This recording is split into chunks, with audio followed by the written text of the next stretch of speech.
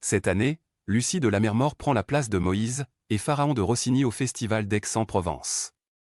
Les deux opéras témoignent du répertoire italien du bel canto que la France a adopté au début du XIXe siècle.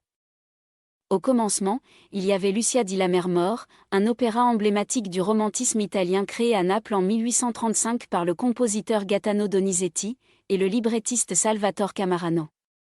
4 ans plus tard, Lucia fut adaptée en français sous le titre Lucie, marquant une étape importante dans la carrière de Donizetti à Paris.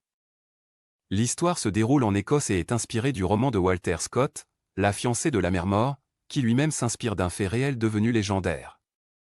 Lucia di Lammermoor est un exemple parfait du mélodrame italien, avec son lyrisme passionné, teinté de surnaturel gothique et d'ambiance nordique. Beaucoup d'éléments de l'opéra ne sont pas nouveaux. On trouve déjà des scènes de cimetière dans d'autres opéras, comme Don Giovanni de Mozart. Les Highlands écossais ont également été le cadre d'opéra de Rossini. Mais Lucia combine tous ces éléments pour créer une œuvre sombre, avec des personnages tourmentés, réussissant à équilibrer le style belcantiste agréable avec une expression dramatique intense. À partir de 1831, les opéras de Donizetti ont été présentés avec succès à Paris. Le triomphe de Lucia di Lammermoor en 1837 a suscité l'idée d'une adaptation française. Le public français était déjà familier avec les histoires de Scott, et une pièce basée sur La fiancée de Lammermoor avait connu un grand succès.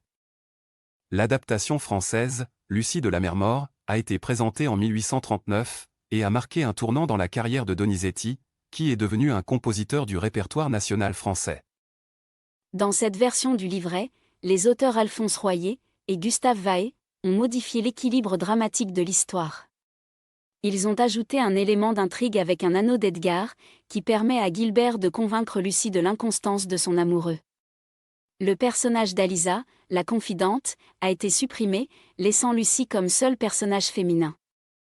Le rôle du chapelain Raimondo a été affaibli, tandis que celui du traître, Gilbert, a été développé, isolant ainsi davantage Lucie dans un piège sans issue, rendant son malheur plus poignant que dans l'original, Lucia. En France, Lucie est devenue un symbole de la féminité malheureuse.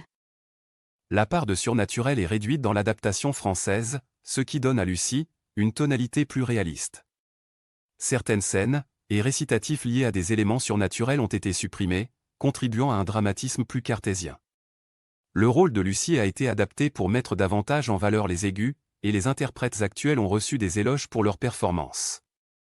C'est ainsi que Lucie de Lammermoor prend le relais cette année à Aix-en-Provence, poursuivant l'héritage du répertoire italien belcantiste qui a été adopté par la France au XIXe siècle.